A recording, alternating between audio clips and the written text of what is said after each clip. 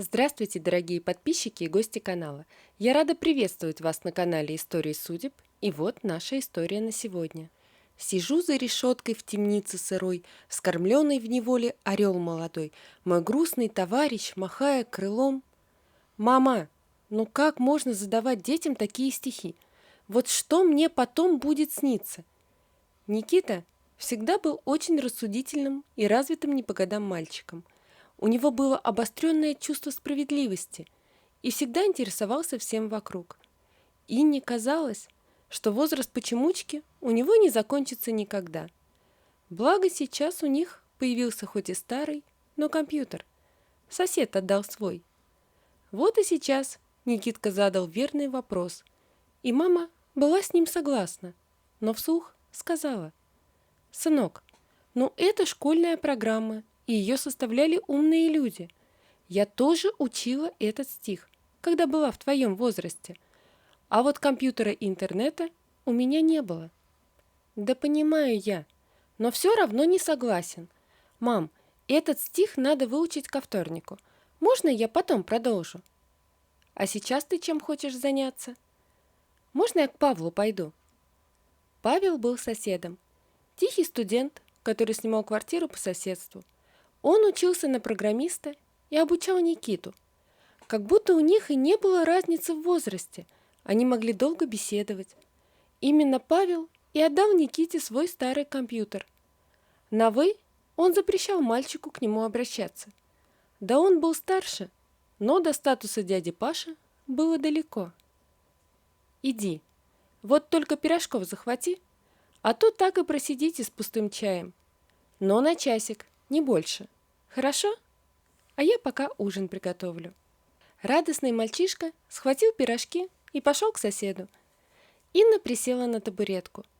Она была очень благодарна Павлу, хоть тот и просил не благодарить, что, мол, все равно ему для учебы требовался более мощный компьютер, и он уже сам на него заработал, поэтому и родители не будут против, если он старый подарит Никите. Сама Инна не могла купить сыну компьютер. Она старалась, чтобы у него было все, что нужно, но некоторые вещи все равно были не по карману. Алименты отец Никиты не платил и не собирался. Да она даже не знала, где его и искать. Тот исчез из ее жизни сразу, как узнал о беременности, и не забыл захватить из дома все свои подарки. Пока Никитка был маленький, то они жили в деревне у родителей Инны, а как только подошло место в садике, то переехали в город. Инна была грамотным бухгалтером и быстро нашла работу, а потом взяла еще 2 небольшие фирмы как подработку. Вот так они и жили с Никитой. Как говорится, на жизнь хватает, а что-то более уже выбивает из колеи. Когда Павел подарил компьютер Никите, то он подошел к маме и сказал: «Мама, за компьютерами будущее, и я хочу обучаться этому». Павел сам предложил: «Поэтому можно я оставлю футбол?» Он понимал, что его занятия футболом обходятся дорого. Бутсы на нем просто горели, а кроме них требовалось еще многое. Он и до этого собирался бросить из-за денег, но мама не разрешала, говоря, что она все сделает для него. А с такой формулировкой она согласилась. Через час Никита пришел довольный домой. Он рассказывал маме, чему научился сегодня, и она улыбалась. Она ничего не понимала из этих слов, но, видя, как горят глаза сына, была довольна. «Только сегодня долго больше не сиди за компьютером». «Хорошо, мам. А завтра я с утра к Павлу, а то он вечером уедет домой на неделю». «Сынок, я не против. Вот только завтра бабушка передаст сумку с деревни. Там не сильно тяжело. Ну, она так обещала. А меня вызывают на работу. Я хотела попросить Павла с тобой съездить, встретить сумку. Надеюсь, он согласится». «Мам, я сам сбегаю и спрошу». «Ну, тогда и ужина ему захвати». Никита схватил тарелку и побежал к соседу. Уже через 10 минут он вернулся. «Мам, мы с Павлом съездим». И он передавал спасибо за ужин и смеялся, что ты его раскормишь. Ну и отлично. Я оставлю деньги на проезд на столе и записку с номером автобуса. На следующий день все так и сделали. Инна поехала на работу. 2-3 часа, и она будет свободна. Это была подработка. А Никита и Павел поехали на вокзал. Нужный автобус долго ждать не пришлось. «Ого, не тяжелая сумка», — сказал Павел. «Это от бабушки с дедушкой. Они, сам знаешь, на малом не останавливаются, хотя маме обещали, что будут сушки и 1 баночка варенья». Они шли и болтали. Вдруг Никита увидел лежащего на асфальте мужчину. «Паш, пойдем посмотрим, вдруг ему плохо». Павел посмотрел, куда показывал мальчик, и они вдвоем пошли туда. Поставив сумку на асфальт, Павел присел на корточки рядом с мужчиной и начал качать за плечо. «Мужчина, что с вами? Вам нужна помощь?» Мужчина приоткрыл глаза и пытался что-то сказать, но было невозможно разобрать, что он говорит. Мимо проходила бабушка. «Молодежь, что вы пристали к этому алкоголику? Бросьте его и идите по своим делам. Вам что, больше всех надо?» Но они не слушали ее. Никита присел рядом с Павлом. Он начал тоже разговаривать с мужчиной, спрашивать, что у него болит. А Павел в это время вызывал скорую помощь. До приезда скорой мальчишки посадили мужчину на скамейку. Когда они увидели приближающихся фельдшеров, то замахали руками. Сначала фельдшер начал возмущаться, что их вызвали к очередному алкашу, но, подойдя поближе, понял, что мужчина не пьян. Они все вместе поехали в больницу. Павел и Никита сидели в коридоре, когда начал звонить телефон Никиты. Инна пришла домой и не обнаружила сына дома. «Сынок, ты где? Все хорошо?» «Мам, все хорошо. Мы тут с Павлом в больнице». «Нет, с нами все хорошо. Мы нашли мужчину и помогли ему. Скоро будем». Затем передал трубку Павлу, и тот все подтвердил. «Так, будьте там, я сейчас к вам приеду». Когда Инна зашла в коридор больницы, как раз вышел врач. «Кем вам приходится этот мужчина?» Мальчишки рассказали врачу, что произошло. Увидев рядом с ними взрослого, врач продолжил. «С ним все будет хорошо, только вот с ним не было документов. Его или кто-то ударил, или он ударился при падении, но, как следствие, он не помнит даже, как его зовут. Сейчас он отдыхает. Если родственники не найдутся, то мы его можем определить в приют. А сейчас езжайте домой. Тут вам нечего делать».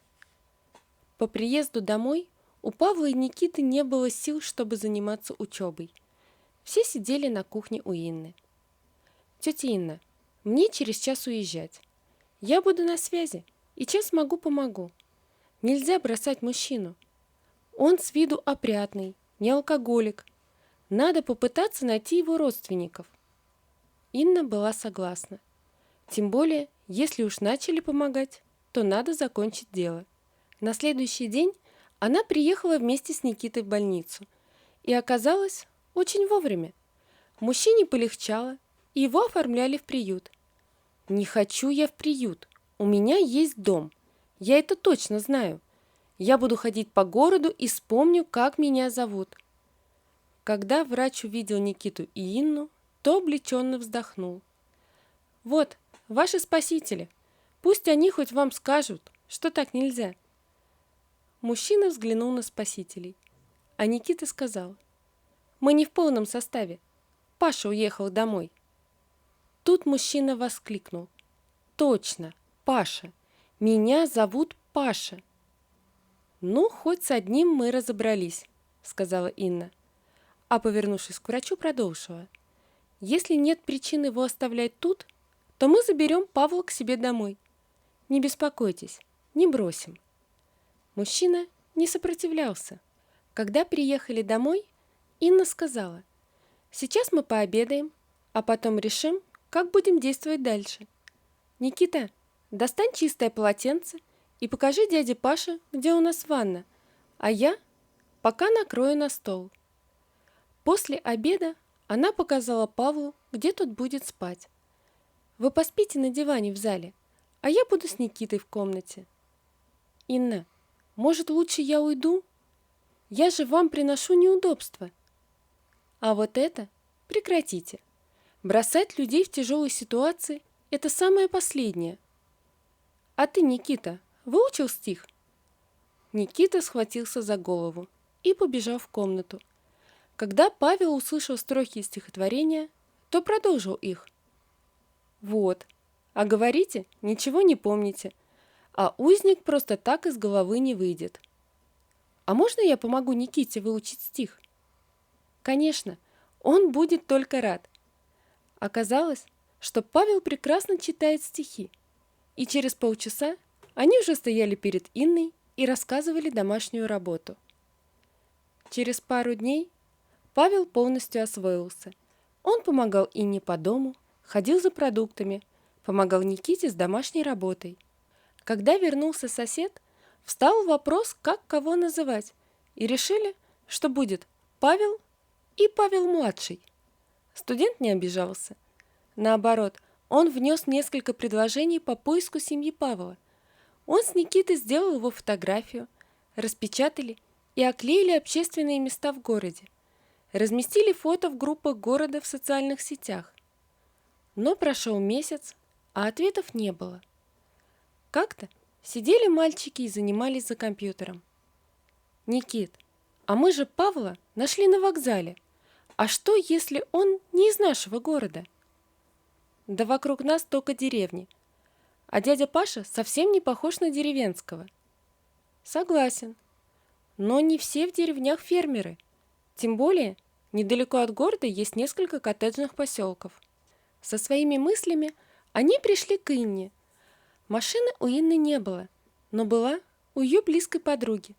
Поговорив с Наташей, они договорились, что завтра поедут в парочку ближайших коттеджных поселках и крупную деревню с фото Павла. Как ни просили мальчики, их брать не стали. «Вам надо заниматься учебой. У тебя, Никит, школа, а у тебя младший – институт. Так что по делам». На следующий день Наташа в 9 утра была уже у подъезда Инны. «Подруга, если бы я знала, в какую авантюру ты влезла, то быстро промыла бы тебе мозги. Пустить незнакомого мужика в дом. А если он убийца?»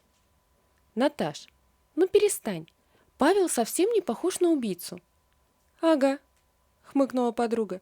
«Вот прям всех убийц можно по лицу распознать». «Ну не всех. Но если бы он был таким, то в полиции бы быстро нашли его данные, а этого не случилось». В деревне никто не узнал Павла по фото. В первом коттеджном поселке тоже, а во второй их даже не стали пропускать через КПП. «Но вы хотя бы на фото посмотрите, ну пожалуйста», – просила Инна. «Извините, но я работаю тут неделю, а вы говорите, что прошло больше. Но дайте я сфотографирую и отправлю напарнику. Дядя Миша тут 10 лет трудится. Вот только в телефон он быстро не глядит. Оставьте свой номер телефона». На то мы решили. Инна вернулась домой уставшая и расстроенная. По ее лицу Павел все понял. Тем более Никита после школы рассказал, куда уехала мама. После ужина Инне позвонили с неизвестного номера. «Слушаю». «Здравствуйте. Меня зовут Михаил Александрович. Мне напарник с КПП фото прислал. Я знаю Павла Сергеевича. Куда можно подъехать?» Инна продиктовала адрес. Через час к ним зашел пожилой мужчина. Когда Павел его увидел, то воскликнул: «Дядь Миш! Пашка! Ну сколько раз тебе повторять, что никакой я не дядя для тебя!» Мужчины обнялись. Инна стояла замерев, а Никитка бегал вокруг. «Дядя Паша, мы смогли! Мы смогли!» За чашкой чая дядя Миша начал рассказ, и постепенно с каждым его словом лицо Павла менялось. Он вспоминал: «Павел Сергеевич живет в нашем поселке 5 лет. переехал сюда после гибели супруги и дочери, а вот некоторое время назад пропал из виду. Я спрашивал домработницу Ленку, куда делся, а она отвечала, что поехал к дальним родственникам. Как-то она пыталась в мою смену проехать на грузовой «Газели», мол, Павел Сергеевич сказал вывезти некоторые вещи, но я не пропустил. А вот смену Антохи что-то смогла вывезти. Он еще совсем зеленый. Только я одного не могу понять. Если ты пропал, то почему она не заявила в полицию? А теперь я могу это сказать, грустно произнес Павел Сергеевич.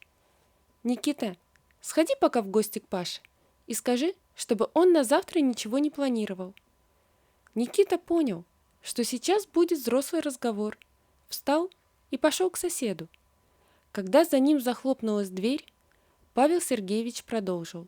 В тот день я поехал навестить своих девочек. Лена об этом знала. Она даже помогла заказать венки и цветы, чтобы я их забрал в магазине у кладбища. В таком состоянии я не сажусь за руль автомобиля и вызвал такси. Все было сначала хорошо. Потом таксист привез меня на вокзал. Я сказал, что мне надо не сюда, и помощница, видимо, что-то напутала, но тот ударил меня по голове. Потом помню, что лежал на дороге и как смог отполз подальше от колес. Видимо, решила от меня избавиться и вывести имущество. Но зачем? Я ей и так хорошо платил. На следующий день Павел Сергеевич и дядя Миша были в отделении полиции, а затем поехали в дом. Там помощница во всем созналась. Водитель такси был там же. Это оказался ее жених. Она ругалась на него, что тот не сделал, как она сказала.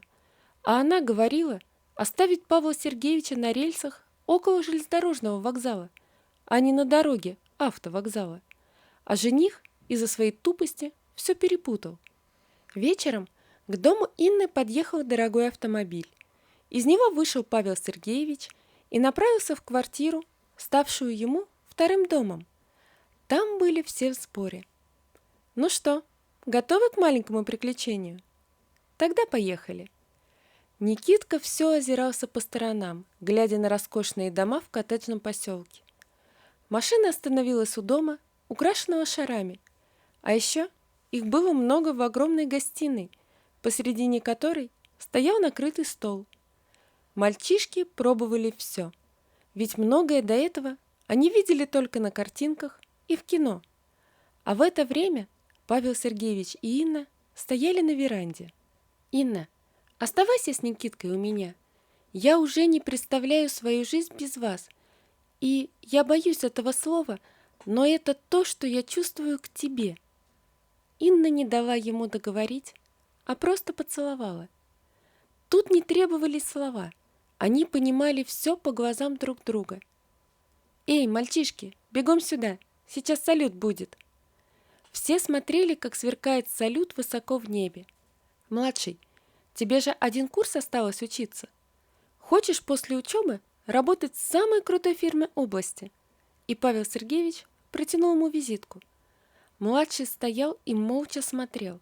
Он знал эту фирму, и работать там на самом начале своего пути он даже не мечтал.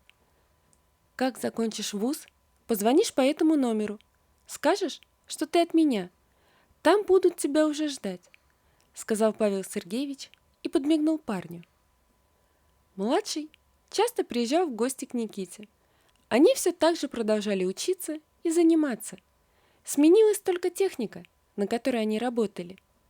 Павел Сергеевич открыл свою фирму, в которой трудилась и Инна, но ей оставалось работать еще совсем немного, так как у Никиты будет сестренка. Вот такая история, друзья. Напишите, пожалуйста, что вы думаете об этой истории. Не забудьте подписаться на канал и поставить лайк. До свидания.